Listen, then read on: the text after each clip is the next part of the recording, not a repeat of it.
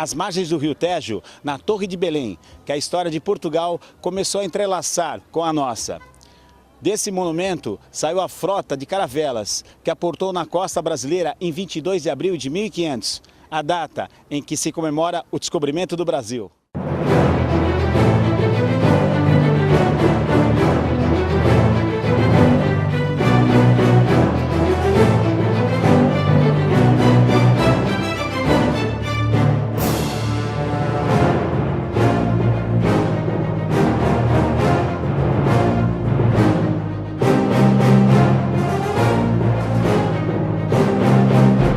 E agora nós vamos conhecer mais de perto esse importante monumento histórico.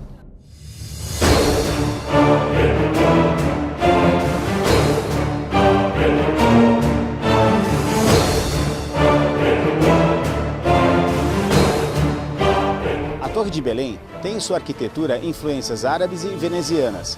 É considerada uma verdadeira preciosidade da arquitetura portuguesa.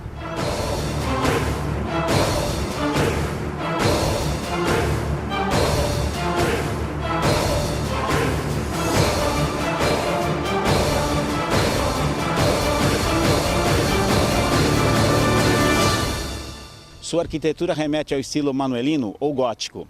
Seu exterior é adornado por cordas e nós esculpidos em pedra.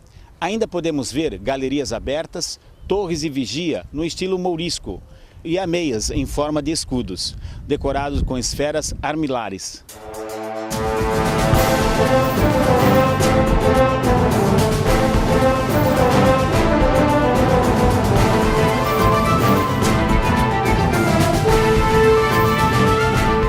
A cruz da Ordem de Cristo e elementos naturalistas fazem alusão às navegações.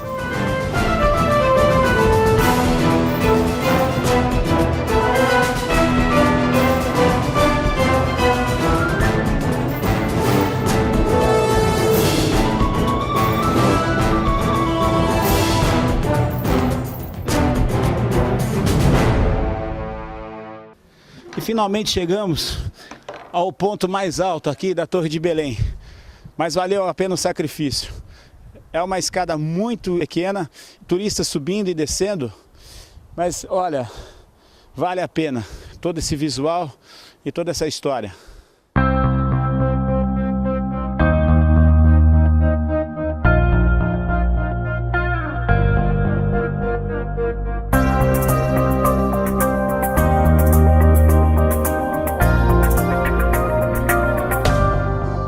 Os senhores encontram-se no Forte do Bom Sucesso, uma fortaleza recente, mas recente do século XVIII.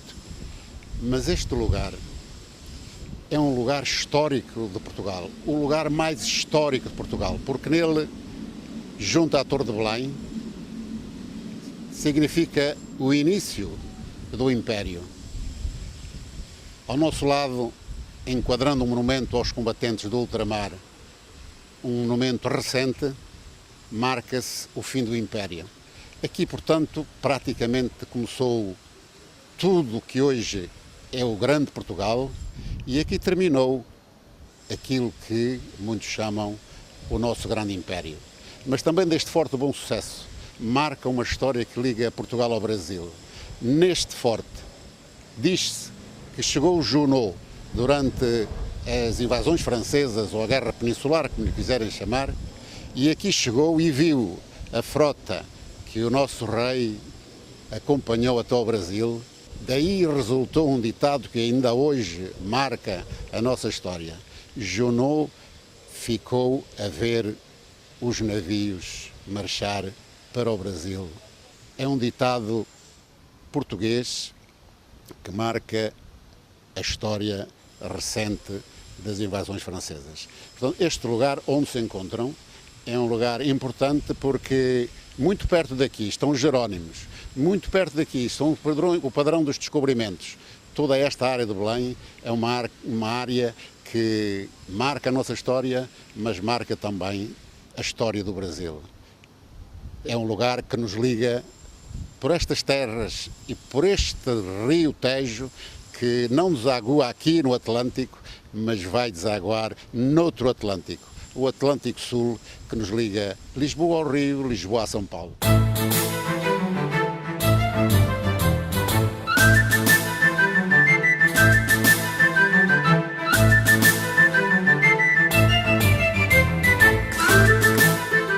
Sou o presidente da Liga dos Combatentes, uma instituição secular, transversal da sociedade portuguesa e que foi e nasceu para apoio dos combatentes mais carenciados depois da Primeira Grande Guerra Mundial e que, após essa Grande Guerra que nos tocou, reuniu depois os combatentes que se bateram na guerra chamada Guerra Colonial ou Guerra do Ultramar de 61 a 74. Temos, portanto, uma vida de apoio aos mais carenciados e uma vida de elevação e de promoção da história e dos valores e dos símbolos nacionais. Este Forte do Bom Sucesso está a ser dirigido pela Liga dos Combatentes e tem, portanto, algumas exposições. Esta em que nos encontramos é uma exposição que marca o início da nossa vida, com uma exposição, digamos, transversal da história do combatente durante o século XX. Na figura que está à minha retaguarda, nota-se como o homem combatente nasce da própria população e representa ele próprio o desejo de Portugal se continuar pelos séculos fora. A filosofia desta exposição é transversal ao longo de toda ela, com 3 ideias. A ideia do homem, como o homem se equipou, como o homem combatente se alimentou, como o homem combatente foi transportado, qual o equipamento e armamento que o homem combatente durante o século XX utilizou.